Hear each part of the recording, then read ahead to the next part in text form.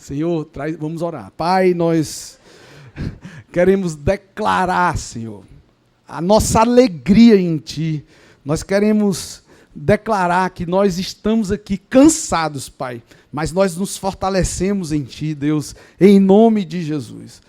Pai, que todo o açúcar do nosso corpo, através das comunhões, eles caiam por terra e traga ânimo sobre as nossas vidas, Pai. Nós não aceitamos, Senhor, nenhum espírito de preguiça, que todo espírito de preguiça caia por terra, em nome de Jesus. Amém, igreja? Porque hoje eu quero conversar com vocês sobre ver para conquistar. Ver para conquistar. E a gente estava no treinamento ali agora com um pastor da igreja Bethel, dos Estados Unidos, pastor Paul, e ele fez algumas perguntas que me deixou muito constrangido. E ele falando sobre muitas curas, sobre milagres de cura, e ele testemunhando tantos momentos que ele, junto com a esposa dele, com alguns irmãos da igreja, chegavam no shopping, viam de repente um aleijado e orava por essa pessoa e ela era curada. Às vezes estava num restaurante e recebia uma palavra de conhecimento, começava a conversar com o garçom estava com enfermidade, e eles oravam pelo garçom e o garçom era curado. Pessoas que tinham problemas de audição, que eles, conversando na praça, lá da cidade deles, em tantos outros lugares, eles descobriam que essa pessoa estava enferma, eles oravam por essas pessoas, e as pessoas eram curadas, e ele testemunhando lá. E teve uma hora que ele perguntou, quantos querem orar por pessoas cadeirantes e ver essas pessoas curadas? Lá eram muitos pastores e todo mundo levantava a mão. E aí ele perguntou, por quantas pessoas cadeirantes você orou? Você quer ver pessoas sendo curadas no shopping? E aí todo mundo levantava a mão. Glória a Deus, amém. E aí ele perguntou, por quantas pessoas no shopping você orou por cura? Levanta a mão, quem já orou por cura sobre pessoas em shopping? Ninguém levantava a mão. Ou seja, todo mundo queria ser usado por Deus para operar milagres de cura, mas nos ambientes que as pessoas queriam ver os enfermos curados, nenhum que estava ali orou por qualquer que fosse a enfermidade nesses ambientes, não é? Então, é meio estranho a gente esperar resultados profundos em Deus quando nós somos superficiais com Ele. É o que a nossa irmã Raquel pregou aqui. Eu não posso esperar algo extraordinário da parte de Deus se eu sou um crente comum, se eu estou no conforto da mesmice. Então, a gente enxergar o que Deus quer fazer através das nossas vidas faz toda a diferença para que a gente possa conquistar. Querer não é o mesmo que ter.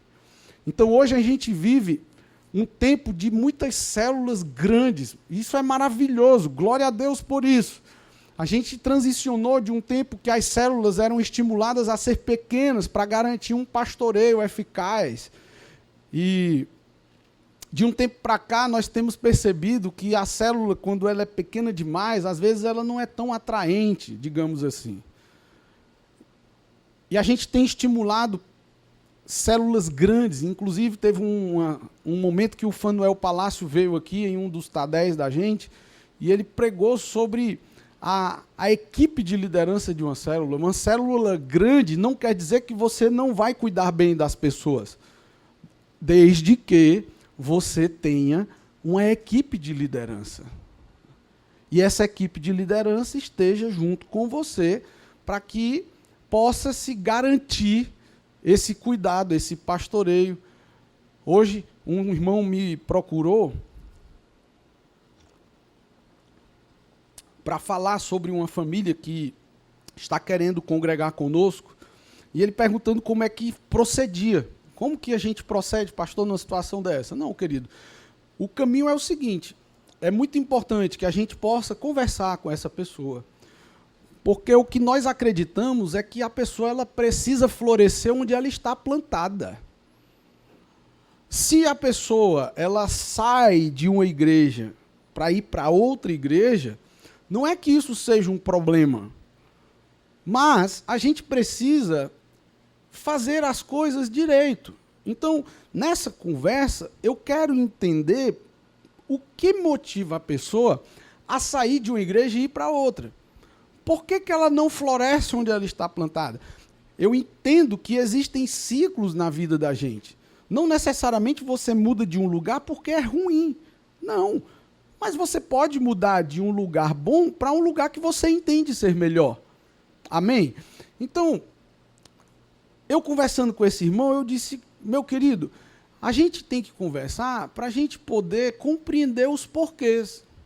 Porque se essa pessoa saiu insatisfeita da igreja anterior, certamente ela vai ficar insatisfeita aqui. Porque não existe igreja perfeita. Então a gente tem que entender qual a motivação da pessoa. Se ela estava debaixo de uma liderança que pregava heresias, contrária à palavra de Deus, uma liderança tóxica, uma liderança autoritária, alguém que realmente não se comporta como um pastor, mas como um chefe daquelas pessoas. Cara, numa situação dessa aí, seria até bom que a gente tivesse a oportunidade de conversar com essa liderança, né, para poder ajudar até. Se, eventualmente, fosse alguém que tivesse abertura para conversar. Não que a gente seja o dono da verdade, mas, às vezes, a gente é ajudado por outra liderança. Amém? Ou, de repente, essa pessoa saiu de lá porque o pastor disciplinava as pessoas publicamente, ele não concordava com isso e de repente, ele estava desconfortável porque ele praticou um pecado grave e estava com medo do pastor expor o seu pecado diante da igreja. Tá? Agora, essa pessoa está realmente arrependida? Porque é provável que ela não vai se submeter a um confronto do seu discipulador, do seu líder de célula. Então, se ela saiu de lá em uma rebelião, é provável que nós seremos a próxima vítima. Então, a gente precisa ter esse tempo para conversar, para poder ajustar, para poder alinhar, informar que existe um trilho de um membro na nossa igreja. Por mais que ela seja alguém que já tem anos de caminhada cristã, é importante que ela viva a experiência do acompanhamento inicial, o curso da nova criatura, viva todo o trilho do membro na Paz Church, né? E aí, a minha ideia é realmente estimular a pessoa a ficar lá. Por isso que quando uma pessoa chega para mim dizendo, pastor, eu quero muito congregar aqui na sua igreja, e eu digo, conheça mais, meu filho, conheça mais sobre a igreja, porque de repente você vai se deparar com alguma situação que você pode estar encantado, estar apaixonado. Quando você está apaixonado, você não sente mau hálito, você não sente, né? O gaguejo da pessoa, ela nem se toca que é gaga. Um dia desse, o Wander estava me compartilhando que uma mulher casou com um amigo dele. E essa história aqui é muito louca. Casou com um homem, e aí os amigos deles, um dia, viram essa mulher saindo com um rapaz careca de um determinado lugar. E esses amigos chegaram para o amigo dele e disseram, cara, tu ainda está com a fulana? Claro, meu filho, a gente está casado. Não, rapaz, porque a gente viu ela saindo de um lugar com outro homem. Como assim com outro homem? Com um homem careca. Aí disse, não, rapaz, sou eu, é porque eu sou careca. Aí tirou assim a peruca e viram que o homem era careca. Mas a mulher casou com o cara sem saber que ele era careca. Na noite da lua de mel foi que ele revelou. Foi mais ou menos isso. Então a pessoa, quando está apaixonada, não percebe nem que o outro é careca, gente. Não é? Então, às vezes, você está vivendo a paixão do novo e acha que está indo congregar na igreja perfeita. E, na realidade, a gente até se esforça, mas nós não somos perfeitos. Então, o que é que acontece, queridos? Às vezes, a gente dá passos na nossa vida de forma aleatória, sem realmente ter uma visão. E eu quero fazer uma pergunta para você, e seja muito honesto. Você já tem planos para 2025? Os planos para 2025 são os mesmos que eram para 2024 e você não conseguiu conquistar? Qual o alvo de multiplicação da sua célula para esse ano de 2025 que está vindo aí? Se você tem um chamado para pastorear através de uma célula e acredita na expansão do reino pela multiplicação da célula, é importante você ver sua célula multiplicar. É importante você ver a sua equipe de liderança, as pessoas que vão lhe auxiliar nesse processo de materialização da visão que Deus te deu. Por isso que é ver para conquistar. Olha o que diz Gênesis 13. Levanta agora os olhos e olha desde o lugar onde estás, para o norte, para o sul, para o oriente e para o ocidente. Porque toda essa terra que vês, eu te darei a ti e à tua descendência para sempre. Então, o que é que a gente pode compreender aqui? A visão, ela sempre vai preceder a conquista. Você só conquista aquilo que você viu antecipadamente. Em qualquer aspecto da sua vida. Você já vê aquela gatinha nos seus braços. Você teve a visão e agora você vai partir para a conquista.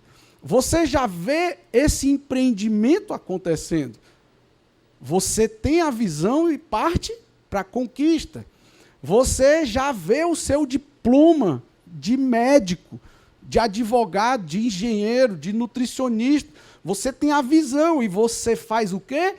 Rumo à conquista. Entra na faculdade, vive todas as disciplinas até chegar ao ponto do reconhecimento, que é o diploma. Não é? Então, você não é um sucesso quando você tem um diploma. Não, o diploma é o reconhecimento do teu sucesso, porque o teu sucesso é cada passo que tu dá rumo ao reconhecimento, que é a conquista. Amém? Então, Deus ele nos chama para ver com os olhos da fé, antes da gente possuir as promessas. A gente tem que ter essa visão das promessas de Deus para a vida da gente. Você sonha com o quê? O que é que Deus tem te permitido enxergar? Se Ele te permitiu ver, é porque Ele quer que você se aproprie disso. Então, não existe conquista sem uma visão clara. Então, como líderes de célula, a gente precisa enxergar além das circunstâncias. Talvez a sua célula hoje não seja um exemplo de uma grande célula. Talvez até seja uma grande célula, mas você não vê líderes futuros para multiplicar. Talvez seja uma célula até que reagrupou. E você está olhando para essas circunstâncias e deixando de lado a visão que Deus te deu, que tu faz parte dessa descendência do pai de multidões. Nós vamos, assim como Isaac, que era o filho da promessa, para fazer cumprir a promessa de que a descendência seria incontável, nós somos parte dessa descendência. E Deus conta com a gente. Se a gente tem revelação do chamado de Deus para as nossas vidas, a gente tem que conquistar essa visão que Deus nos deu. Então, o primeiro ponto é que a conquista começa com uma visão. A conquista começa com uma visão. Somente o que você consegue enxergar vai ser dado para você, desde que você dê passos nesse rumo, né? O que você vê no seu coração determina o que você vai conquistar.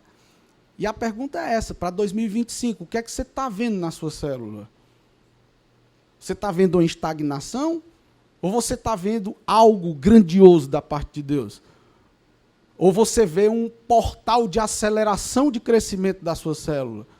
O que é que você está enxergando para 2025? Deus ele sempre vai nos desafiar a olhar para o futuro e com os olhos da fé. Não é pelas circunstâncias que nós estamos experimentando agora. Amém, queridos? Então, o segundo ponto é esse, ver com os olhos da fé. Domingo nós conversamos rapidamente sobre a questão da murmuração. E nós vimos que o povo de Israel era um povo murmurador. E eles sofreram as consequências disso. Nós vimos como 10 daqueles 12 espias se viam. Os caras, eles tinham a visão da terra, na verdade, eles foram lá e viram com os seus próprios olhos, mas eles não tiveram a fé. Às vezes a gente tem a visão, Deus nos dá a visão, mas a gente não tem a fé suficiente para conquistar aquilo que Deus nos permitiu enxergar, né? Então isso é muito importante. Aquilo que nós vamos alcançar está diretamente ligado à nossa perspectiva. Cara, isso é muito doido. Isso é muito louco. Então o que é que Deus tem te permitido ver, querido? Eu estou vendo aqui, não é real isso que eu estou vendo aqui. Porque eu vejo isso aqui lotado de pessoas sendo treinadas para serem líderes de célula bem-sucedidos. Homens e mulheres valentes que vão ganhar essa cidade para Jesus. Não, essa não é a realidade que eu estou vendo aqui. A realidade é que isso aqui já é lotado de homens sedentos por conhecer mais de como, não somente ganhar, mas cuidar bem das vidas que o Senhor tem preparado. E a pergunta é, nós como líderes, para quantas pessoas nós vamos mandar uma mensagem para saber se está tudo bem, o que é que aconteceu, porque eu senti tua falta no Tadel? Você como supervisor de setor, você como supervisor de área, como que o teu coração fica quando você não vê seus liderados envolvidos naquilo que aparentemente é uma prioridade na vida deles? Não é? Então, quem vê as dificuldades, desiste. Quem vê as dificuldades, desiste. Mas quem vê promessas, avança. Avança. Não é? Então, até você identificar que a pessoa não quer, existe um processo de perseverança e insistência da nossa parte. Porque eu amo meus discípulos. Eu amo as minhas ovelhas. Mas eu não vou ficar me martirizando com quem não quer. Amém, queridos? Mas até a gente, de repente, ter sinais de que a pessoa não quer, nós precisamos nos movimentar, porque nós temos uma visão. E as pessoas que fazem parte da visão, que vão nos auxiliar a cumprir essa visão, a conquistar essa visão, são as pessoas com quem a gente pode contar. Amém? Então, você está enxergando os desafios como obstáculos ou como oportunidades para o poder de Deus se manifestar? Como que tem sido o nosso nível de fé diante das circunstâncias? Quantos de nós já tivemos tantos motivos para vacilar na nossa fé, mas nós não desistimos? Porque o propósito é maior do que o que a gente está vendo momentaneamente. Porque a visão que nós temos é algo muito mais extraordinário do que esse probleminha que nós precisamos desafiar aqui, que na realidade até é necessário, para que a gente possa ser testado na nossa fé, para que a gente possa exercitar a nossa fé. Não é? Então, olha o que diz 2 Coríntios 5:7. Porque andamos por fé e não por vista, não é? É através da fé. Terceiro, Deus te dá a visão para você agir. Essa visão que Deus nos dá. E tem uma coisa, queridos, eu tenho aprendido isso. E certamente você já sabe disso também. Deus, ele não vai fazer o que é responsabilidade sua fazer. É mais fácil ele arrumar outra pessoa para fazer o que você não quer fazer do que ele mesmo ir lá e fazer. Ninguém é insubstituível. A visão que Deus te dá não é para você guardar, mas é para ser colocada em prática. Nós precisamos ter isso muito claro. Então, uma sugestão aqui, e eu falo com muito carinho, você líder de célula, você tem realmente focado na visão que Deus tem te dado? Ou você tem retrocedido por causa das circunstâncias, ao invés de perseverar por causa da visão? Isso é em tudo na vida da gente, viu, queridos? Claro que o viés aqui é a nossa caminhada com Cristo, é a nossa liderança no contexto de igreja, mas isso você pode levar para a sua vida.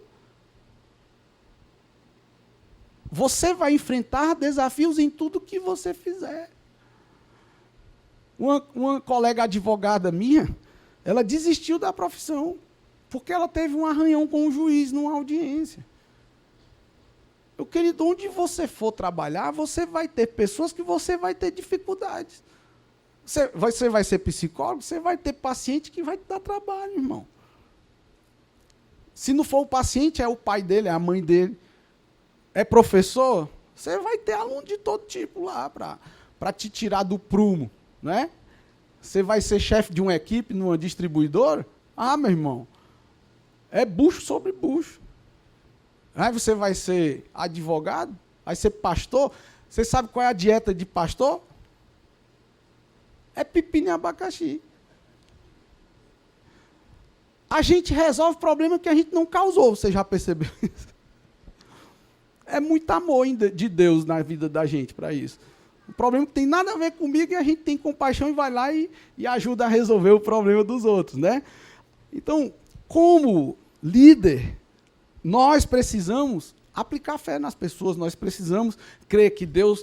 O problema nunca vai ser o que a gente tem. E da mesma forma, o problema nunca vai ser o que a gente não tem. O problema é a gente. Porque Davi só tinha uma funda com as pedrinhas lá. E ele resolveu o problema que um monte que tinha armaduras, lanças, tinha vários instrumentos, não resolveu. Então o problema não era o que o pessoal tinha. Era o que eles não tinham, na verdade. Eles não tinham a fé que Davi tinha. Então, o problema era a fé? Não, porque Davi tinha fé e ele foi lá e resolveu o problema. O problema está na gente. A forma como a gente vê as coisas, tá? Então, nós precisamos transmitir para os nossos liderados. Você como líder de célula, você tem compartilhado com os auxiliares da sua célula, você tem chamado os auxiliares para conversar, para estabelecer um plano de trabalhar a multiplicação da sua célula? Como que você tem transmitido isso? As pessoas têm sonhado com você ou você sonha só? Elas aderem às tuas ideias, às tuas direções, ou você se sente alguém remando sozinho nesse barco? Talvez seja porque você não está compartilhando a visão. Eu entro muito em crise, gente, porque eu deveria ter muito mais reuniões com as nossas equipes de liderança, com os líderes de ministérios, com os nossos supervisores de área, com as pessoas envolvidas. Cara, nós somos uma igreja de muitos. A gente tem um potencial, assim, avassalador. E eu creio que nós vamos poder avançar de forma muito mais significativa na expansão do reino de Deus. Amém? Então a gente precisa estar junto nesse propósito. Eu falo isso com muito carinho. Estava até conversando com os irmãos. Cara, a gente tinha um alvo de encerrar um ano com 1000 pessoas nos cultos. 1000 pessoas. Ai, mas nós temos 1000 membros na igreja? Temos. A pergunta é, por que esses 1000 não congregam fielmente semanalmente? Por quê? O que é que tem tomado prioridade na vida dessas pessoas? Porque por domingo aqui a gente tem 750, 800, no máximo 850 pessoas. Cara, para a gente fazer 1000 pessoas, basta 100, 150 está mobilizado em trazer uma pessoa a mais. Vocês estão entendendo? E eu não estou aqui, entendo o meu coração. Eu não estou aqui atrás de números. Não.